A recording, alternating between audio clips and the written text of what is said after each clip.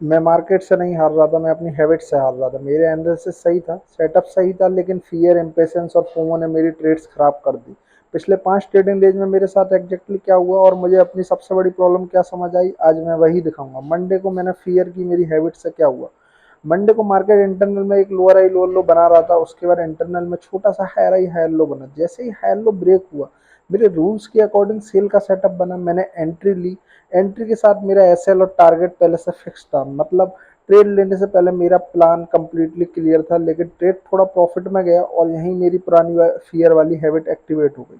मैं माइंड में थॉट आया, प्रॉफिट वापस चला गया तो एसएल लग गया तो, और मैंने ट्रेड को टारगेट तक होल्ड करने के बजाय जल्दी कट कर दिया। लेकिन ट्रेड कट करने के बाद मार्केट ने एग्जैक्टली मेरे टारगेट दे दिया। यहाँ मुझे एक इम्पोर्टेंट चीज़ समझ आई, मेरा एनालिसिस गलत नहीं था, मेरा सेटअप भी गलत नहीं था, प्रॉब्लम मेरी फियर वाली हैबिट थी। मैं ट्रेड लेने से पहले अपने रूल्स पर ट्रस्ट किया, लेकिन ट्रेड लेने के बाद अपने ही रूल्स पर ट्रस्ट नहीं कर पाया। अगर एसएल और टारगेट पहले से फिक्स था तो मुझे फिर डर किस बात का था, डर मार्केट का नहीं था, डर मेरी पुरानी हैबिट का था। मेरे माइंड को बार बार प्रॉफिट बचाने की आदत हो गई थी। और मंडे ने मुझे ये दिखा दिया कि डिसिप्लिन सिर्फ एंट्री लेने तक नहीं होता, ट्रेड लेने के बाद भी डिसिप्लिन चाहिए होता है। ट्यूसडे मेरा इम्पेशेंस जो ट्यूसडे मैंने इम्पेशेंस की वजह से क्या किया, गोल्ड ने मेरे को एक हायर आई हायर लो में था, गोल्ड जो है इंटरनल में लो, इंटरनल में एक लोअर लो बना दिया था। मुझे सेल का अपॉर्चुनिटी क्लियरली दिख रहा था, डायरेक्शन भी समझ आ रही थी, लेकिन यहाँ मेरी दूसरी हैबिट सामने आ गई, इम्पेशेंस। मुझे वेट करना था, मेरे रूल्स के अकॉर्डिंग प्रॉपर कंफर्मेशन का वेट करना था, लेकिन माइंड ने बोला मूव मिस हो जाएगा, अगर अभी एंट्री नहीं ली तो प्राइस चला जाएगा, और मैंने जल्दी ट्रेड ले लिया। जल्दी ट्रेड लेने का रिजल्ट क्या हुआ, एसएल। लेकिन सबसे इंटरेस्टिंग पार्ट बाद में हुआ, मार्केट उसी डायरेक्शन में मूव कर गया जहां मैं ट्रेड लेना चाहता था। मतलब मेरा ओवरऑल मार्केट आइडिया गलत नहीं था, मैं बस पेशेंस नहीं रख पाया। मैंने मार्केट को अपने अकॉर्डिंग जल्दी करने की कोशिश की, और यही मुझे समझ आया, मार्केट को जल्दी नहीं होती, जल्दी मुझे होती है।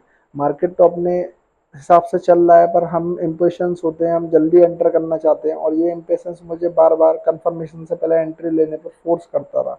इसलिए ट्यूसडे को लेसन सिंपल था, अगर सेटअप मेरा है तो मुझे उसका कंफर्मेशन आने तक वेट करना होगा। सेटअप मिस होना गलत, गलत सेटअप में एंट्री लेने से बेटर है। अगर सेटअप यहाँ पे मेरा मिस होता है, एंट्री मिस होती है, तो वो मेरे लिए एक लॉस नहीं है, वो मेरे लिए एक सीख है। पर मैं अगर गलत कंफर्मेशन से पहले एंट्री लूंगा तो वो जरूर है मेरे लिए लॉस, लॉस का कारण बनेगा।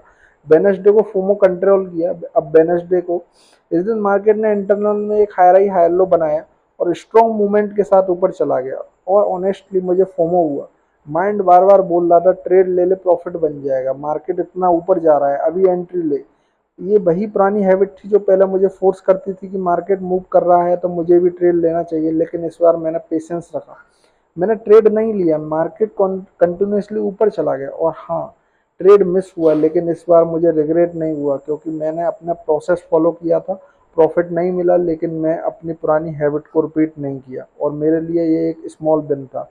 ट्रेडिंग में हर बार प्रॉफिट मिलना ही विन नहीं होता, कभी कभी बैड ट्रेड को अवॉइड करना भी विन होता है। और अगर मार्केट मूव कर गया और मेरा सेटअप नहीं बना तो वो ट्रेड मेरा था ही नहीं। वेडनेसडे को मुझे पहली बार फील हुआ कि पुरानी हैबिट को कंट्रोल किया जा सकता है, लेकिन थर्सडे ने फिर टेस्ट कर दिया। थर्सडे ने फोमो ने फिर टेस्ट लिया। थर्सडे को मार्केट मार्केट लोअर आई लोअर लो स्ट्रक्चर में था, H1 पर। डायरेक्शन मुझे क्लियर था, कि मुझे पता था कि मुझे क्या वेट करना है। मेरा प्लान था कि मैं M5 पर प्रॉपर कंफर्मेशन आएगा तभी एंट्री लूंगा, लेकिन फिर फोमो आ गया, मैंने कंफर्मेशन से पहले ही एंट्री ले ली। रिजल्ट क्या हुआ, एसएल। और सबसे फ्रस्ट्रेटिंग पार्ट पता है क्या था, थोड़ी देर बाद M5 पर वही कंफर्मेशन आ गया जिसका मैं वेट कर रहा था एंट्री के लिए, और कंफर्मेशन के बाद जो ट्रेड बना उसने 1:3 का टारगेट भी दिया। प्रॉब्लम मेरी एंट्री टाइमिंग थी। मैंने मार्केट को जल्दी करने की कोशिश की, और मार्केट ने मुझे पनिश नहीं किया, मेरी हैबिट ने मुझे पनिश किया। लेकिन यहाँ एक पॉजिटिव चेंज भी था, पहले लॉस होने के बाद मैं रिवेंज ट्रेड करता था, अब मैं रिवेंज ट्रेड को काफ़ी कंट्रोल कर पाया हूँ।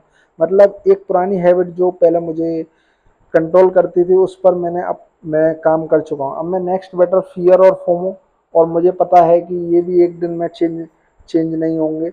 अब मैं यहाँ पर जो अपना हैबिट्स को, रिवेंज की जो हैबिट है, मैं उसको कंट्रोल कर पाया हूँ। मैं सिर्फ दिन का एक ट्रेड करता हूँ, उससे ज़्यादा नहीं करता। अगर वो एसएल लगता है मेरे हैबिट की वजह से तो मैं वेट करता हूँ नेक्स्ट डे के ट्रेड के लिए।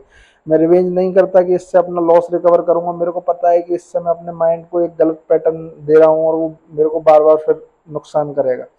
फ्राइडे फोमो को दोबारा कंट्रोल किया। फ्राइडे को प्राइस एक हाई रही, हाई लो बना रखा, ऊपर कंटिन्यू कर रहा था। मार्केट स्ट्रांग था और नेचुरली फोमो आ सकता था। माइंड फिर बोल सकता था ट्रेड ले ले, मार्केट ऊपर जा रहा है, मूव मिस हो जाएगा। लेकिन इस बार मैंने अपना प्रोसेस को फॉलो किया। मैंने वेट किया जब तक मेरा प्रॉपर सेटअप नहीं बना, मैंने ट्रेड नहीं लिया। और ये मेरे लिए इंपॉर्टेंट था क्योंकि वेडनेसडे को मैंने फोमो कंट्रोल किया था, थर्सडे को वही फोमो मुझे फिर हरा गया। और फ्राइडे को मैंने उसको दोबारा कंट्रोल किया। इससे मुझे एक इंपॉर्टेंट चीज़ समझ आई, हैबिट चेंज होना स्ट्रेट लाइन में नहीं होता। कभी आप कंट्रोल करोगे, कभी पुरानी हैबिट वापस आ जाएगी, लेकिन इसका मतलब ये नहीं कि आप फेल हो गए। इंपॉर्टेंट ये है कि आप अपनी हैबिट को आइडेंटिफाई कर रहे हो और हर बार उसको रिपीट करने से बचने की कोशिश कर रहे हो। अब सवाल ये है, आप सोच रहे होंगे जब जब तुम्हें पता है कि फियर गलत है, जब तुम्हें पता है फोमो गलत है, जब तुम्हें पता है कि इम्पेशंस में ट्रेड नहीं लेना लेना तो फिर तुम कंट्रोल क्यों नहीं कर पा रहे? मेरा आंसर सिंपल है, क्योंकि ये हैबिट मेरी मैंने एक दिन में नहीं बनाई। मैंने इन्हें बार बार रिपीट किया है। जब मार्केट मूव हुआ मैंने फोमो में एंट्री ली, जब ट्रेड प्रॉफिट में गया मैंने फियर में जल्दी एग्जिट किया, जब सेटअप का वेट करना था मैंने इम्पेशंस में जल्दी एंट्री ली।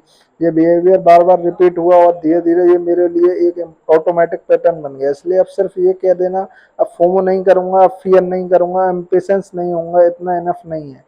भैया अपना बिहेवियर चेंज करना पड़ेगा और बिहेवियर तब चेंज होगा जब मैं पुरानी हैबिट को रिपीट करना बंद करूंगा और नए डिसिप्लिन बिहेवियर को बार बार रिपीट करूंगा।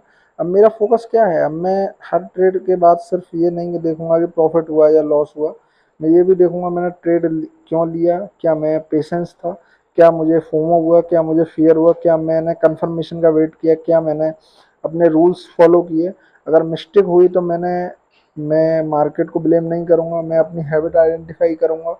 अगर मिस्टेक फोमो थी तो मुझे नेक्स्ट टाइम फोमो को कंट्रोल करना है। अगर मिस्टेक फियर थी तो मुझे अपने प्री डिफाइंड एसएल और टारगेट पर ट्रस्ट करना है। अगर मिस्टेक इम्पेशंस थी तो मुझे कंफर्मेशन से पहले एंट्री नहीं लेनी। मेरा लास्ट वीक का रियल रीजन मैंने ये समझा कि हर लॉस का मतलब ये नहीं कि मेरी स्ट्रेटेजी गलत है। कभी कभी स्ट्रेटेजी सही होती है, सेटअप सही होता है, एनालिसिस सही होता है, लेकिन ट्रेडर की हैबिट उस सेटअप को प्रॉपरली एग्जीक्यूट होने देती है।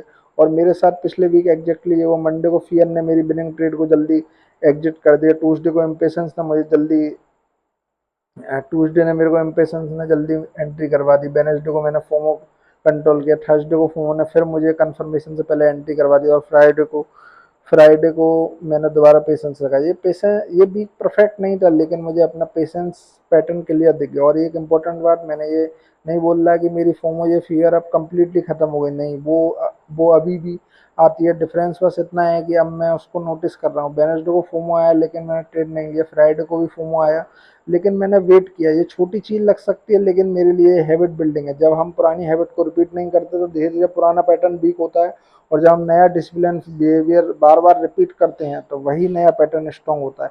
अगर आप भी सेम मिस्टेक कर रहे हो तो सिर्फ अपना पीएनएल मत देखो, अपनी हैबिट्स देखो। आप फोमो में कितनी बार एंट्री लेते हो, फियर की वजह से कितनी बार बिना जल्दी बिना जल्दी एग्जिट करते हो बिनिंग ट्रेड, इम्पेशंस की वजह से कितनी बार कंफर्मेशन से पहले एंट्री लेते हो, लॉस के बाद रिवेंज ट्रेड करते हो, या प्रॉफिट के बाद ओवर कॉन्फिडेंट हो जाते हो सकता है कि आपकी प्रॉब्लम आपकी हैबिट हो। मेरा गोल अब सिंपल है, मुझे हर ट्रेड जीतना नहीं, मुझे अपनी हैबिट्स आइडेंटिफाई करनी है, उस हैबिट को ऑब्जर्व करना है, उसको रिपीट करने से बचना है और अपना प्रोसेस को बार बार फॉलो करना है। क्योंकि मेरी पुरानी हैबिट्स एक दिन में नहीं बनी तो मैं एक दिन में ब्रेक भी नहीं हूँ, लेकिन अगर मैं हर दिन डिसिप्लिन चूज करता रहा और धीरे धीरे मेरा बिहेवियर चेंज होगा तो और शायद एक दिन जो सिचुएशन आज मुझे फियर की वजह से जल्दी एग्जिट करवाती है, वही सिचुएशन मुझे कामली अपना प्रोसेस फॉलो करने का मौका देगी। तो ये मैंने अपनी हैबिट्स के ऊपर बताया, ये सब आपके साथ भी हो रहा है। आप अपनी अपनी हैबिट्स को ऑब्जर्व किए, लिखिए। अगर आप लोगों को ऐसी वीडियो पसंद आ रही है तो लाइक शेयर सब्सक्राइब